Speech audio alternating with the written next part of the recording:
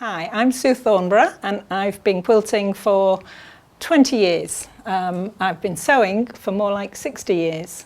And I got into quilting because the fabrics and the colours were so gorgeous that I couldn't not quilt. Quilting usually it requires you to be very accurate in your cutting and very accurate in your sewing. But improv quilting gives you a break, because if you do something like this, you'll notice there are no straight lines, no seams that match. So you don't have to be so accurate and precise. And for this one, I did a sort of square in one corner, and I kind of am thinking of a volcano with this one and all the waves of lava flowing out from it. But this one is based on a coral reef, and that one I didn't base on anything. I just loved the colours.